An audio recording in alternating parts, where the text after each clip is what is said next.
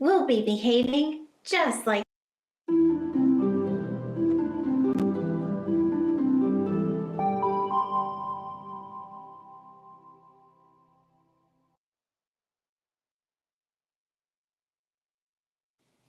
Welcome back, powerful thinkers. I'm Sue Sabella, your Great Minds teacher. Let's see what we need for today. Today we'll need the buffalo or back, your journal, and a pencil. Please pause here to gather what you need and just hit play when you're ready to continue.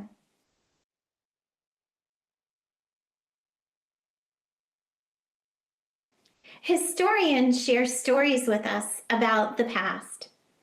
Historians use events to show change over time. Today, we'll be behaving just like historians. Let's read the focusing question together. How did the actions of the American Indians and early Americans impact the prairie in the American West? Close your eyes and picture a prairie as I read the definition. A prairie is a large, flat, grassy area of land in the West. When I look at the cover of the buffalo our back, I'm looking at the prairie. I'm looking at the flat, grassy land.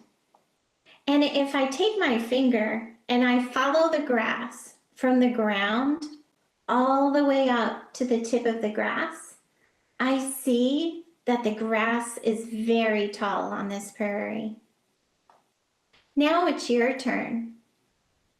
I want you to pause here to look at the prairie and to chat about it with your learning partner. Just hit play when you're ready to continue.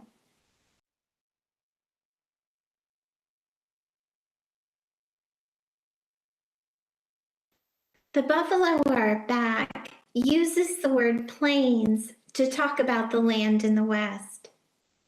Plains and prairie are words that are used in this module to describe large flat areas of land that are covered in grass. Much of the American West is made up of the Great Plains. Plains and prairie both mean flat, grassy land. We're going to be doing some pretty powerful thinking around this question. What is happening in this text? When we read informational text, one of the best ways to understand it is to identify the main topic and the key details. When we're reading historical text, like the buffalo our back, those key details are often key events in time. Today, we'll sequence the key events in this text to help us better understand how change happened over time. I'd like you to pause here to grab your copy of the buffalo our back. As we work together to sequence the events, I want you to go back in to reread as we're working together so you can determine or figure out which event happened next. Pause here to grab your book and then just hit play when you're ready to continue.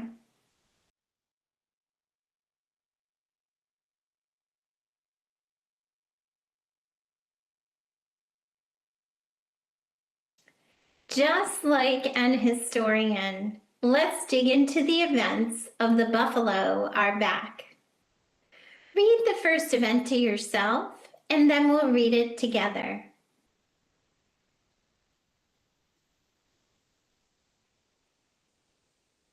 The American Indians and buffalo lived together. What happened next? Our two choices are the land dried up and nothing grew, or new people came west. Go back into the text to reread to determine what happened next, and then just hit play when you're ready to continue.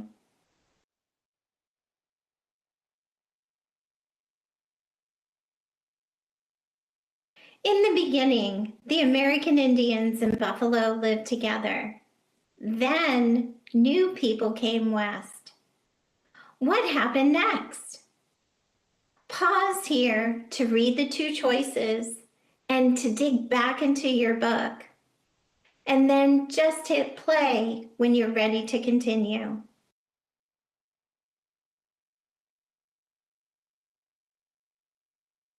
In the beginning, the American Indians and buffalo lived together. Then new people came west. They hunted the buffalo and plowed the land. What happened next? Pause here to read the two choices to yourself and to dig back into your book. And then just hit play when you're ready to continue.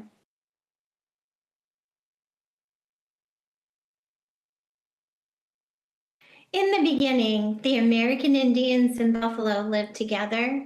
Then people came west. They hunted the buffalo and plowed the land. The land dried up and nothing grew. What happened next? Pause here to read the two choices and to choose one. Don't forget to dive back into your book and reread as much as you need to. Just hit play when you're ready to continue.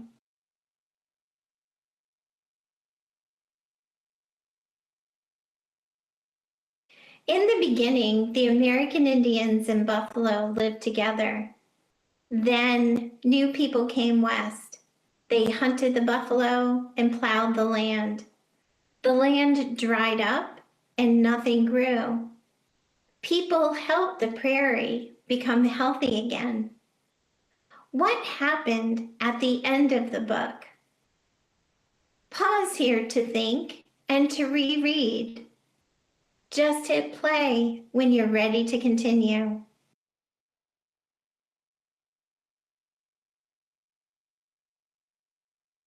At the end of the book, we learned that the buffalo are back, and we learned that there are over 200,000 buffalo back on the prairie preserve. You did some really powerful thinking to be able to put the events in order. And I'm sure you noticed the change that was happening on the prairie and the change that was happening over a period of time. Let's summarize the key events. When historians share key events, they often put those events in order. We can use that same structure when we share the key events with others to build their knowledge. By using linking words and phrases that show the passage of time, my summary will share key events in order. In the beginning, the American Indians and buffalo lived together. Then new people came west. They hunted the buffalo and plowed the land. The land dried up and nothing grew. People helped the prairie become healthy again. Finally, the buffalo are back. Pause here to practice saying the summary out loud. Just hit play when you're ready to continue.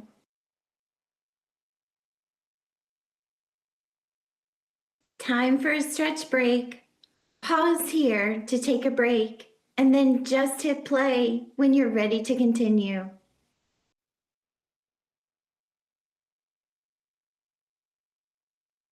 Why are topic-specific words important? We're going to take a closer look at topic-specific words about prairie life. These words will come directly from the text that we're reading, and they'll help us to be able to read and also write about the topic so we can share this knowledge with others. As I read this sentence out loud, I want you to listen for the words that are topic-specific, that are about prairie life that came from our text. Every time you hear one of those words, I want you to put a finger up. And I want you to count How many words are topic specific and came from our text? Ready? Here we go. When the buffalo lived on the prairie, their sharp hooves helped rain reach deep into the earth. How many topic-specific words did you hear? Say the number out loud or share that number with your learning partner.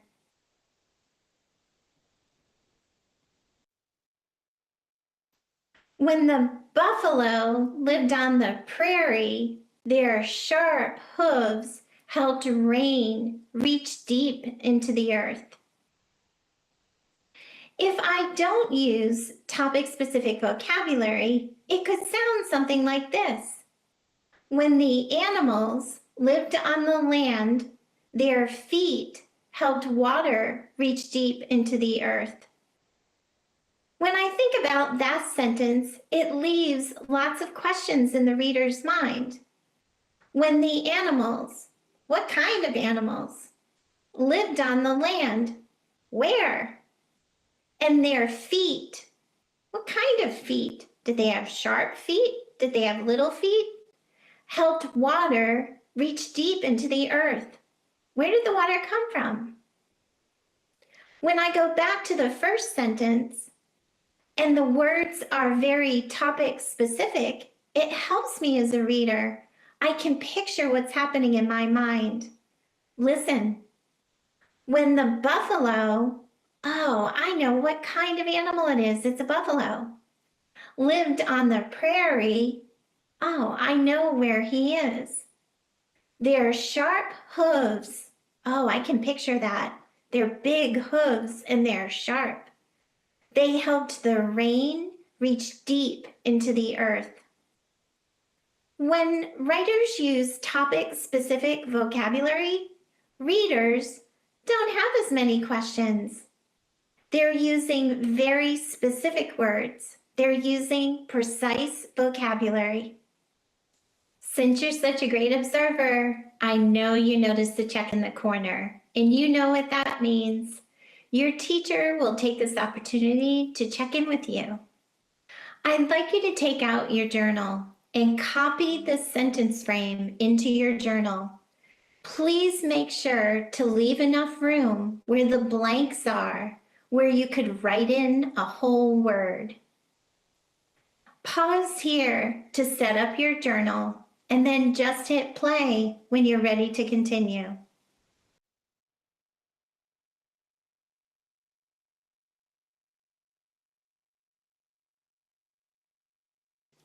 As you get ready to fill in the blanks in your sentence frame, I want you to keep these questions in mind. Who set the grass ablaze to add nutrients to the soil for the buffalo? Also, what are the grassy lands called? What's that topic-specific word? You're going to do a fantastic job, and your teacher's going to be so proud of you. I wish I could see the words that you write. This sentence frame is from page 6 of The Buffalo Are Back. Remember, you can always go back to reread and to take time to think before filling in your frame. Just hit play when you're ready to wrap up our video lesson.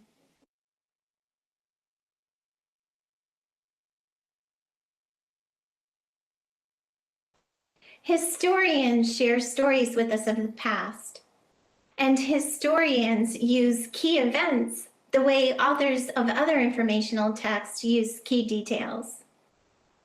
We also know how important it is to use topic-specific vocabulary when we're communicating those stories with others. You have knowledge to share. You have knowledge about the prairie. You also have knowledge about the buffalo and knowledge about the people who went to the prairie. Share that knowledge with others using topic-specific vocabulary, and then I will see you again very soon.